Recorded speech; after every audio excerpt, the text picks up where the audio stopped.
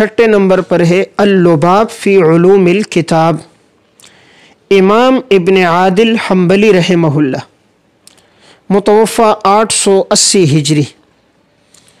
یہ تفسیر دارالکتب العلمیہ سے 20 جلدوں میں طبع ہے۔ امام ابن عادل مسلک کے لحاظ سے حنبلی عالم ہے۔ اس تفسیر میں انہوں نے زیادہ تر استفادہ تفسیر ابن جریر، تفسیر کبیر، تفسیر بیضاوی اور کشاف سے کیا ہے،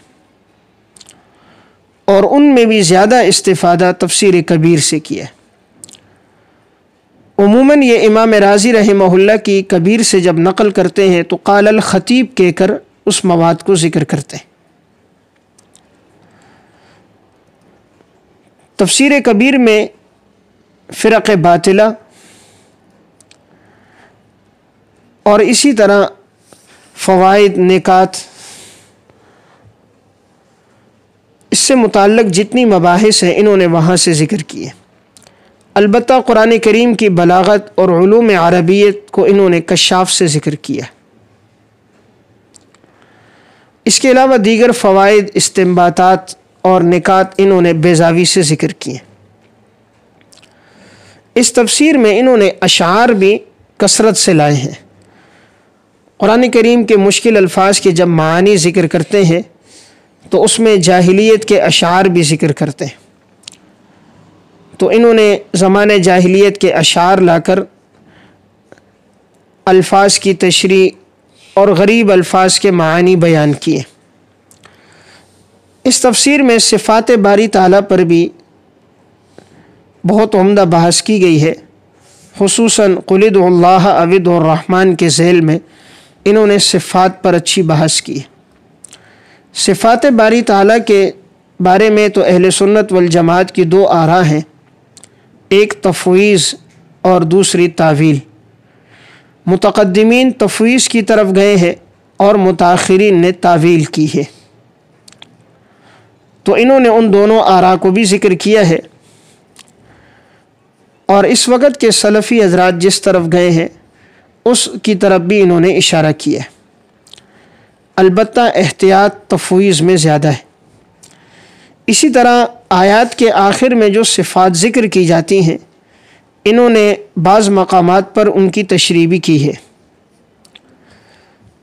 یہ تفسیر زیادہ تر تفسیر کبیر ہی سے ماخوذ ہے، اس لیے اگر دونوں تفاسیر کو سامنے رکھ کے مطالعہ کیا جائے تو ایک قاری کو اندازہ ہوگا کہ تقریباً 1/3 سے زیادہ اس میں جو مباحث ہیں وہ تفسیر کبیر سے لی گئی ہیں۔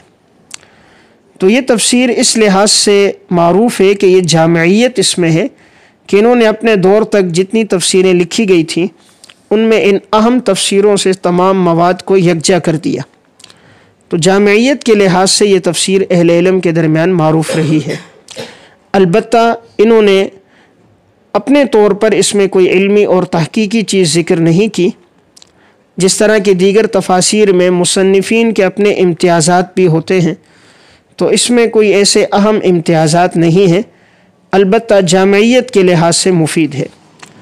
فقہی آراء اور مذاہب انہوں نے اختصار سے ذکر کیے ہیں، بعض مقامات پہ ذکر کیے ہیں، بعض جگہ فقہی آراء کو انہوں نے چھوڑ دیا ہے۔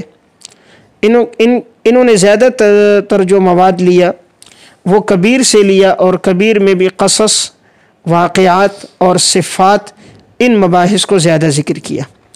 اس لیے اگر اہل علم میں کسی کا شوق صفات باری تعالیٰ کے حل کا ہو، آیات کے آخر میں موجود صفات کا تذکرہ ہو، یا اسی طرح واقعات اور قصص ہوں، یا آیت سے متعلق اشعار اسے دیکھنے ہوں، یا غریب الفاظ کی وضاحت مطلوب ہو، تو اس تفسیر کا مطالعہ کیا جائے۔ لیکن اس میں خامی یہ رہی ہے کہ انہوں نے غیر مستند روایتیں بھی لائی ہیں اور نکیر نہیں کی، جس طرح کہ علامہ آلوسی رحمہ اللہ اور حافظ ابن کثیر نکیر کرتے ہیں، اس طرح انہوں نے نکیر نہیں کی، تو اس میں موضوع روایات بھی آ گئی ہیں، غیر مستند روایات بھی بعض مقامات پر موجود ہیں۔ جو نسخہ دارالکتب العلمیہ سے طبع ہے اس کے حواشی میں بھی کوئی تحقیق اور تعلیق نہیں ہے۔ اگر کوئی صاحب علم و قلم اس پر تحقیق کر کے ان روایات کا حکم حاشیے میں بیان کر دے، اور جو جو مباحث انہوں نے جن جن تفاسیر سے ذکر کی ہیں اگر اصل مراجع سے ان کا جلد صفحہ نمبر ذکر کر دیا جائے اور روایات پر حکم بیان کر دیا جائے تو اس تفسیر کی افادیت زیادہ ہو جائے گی۔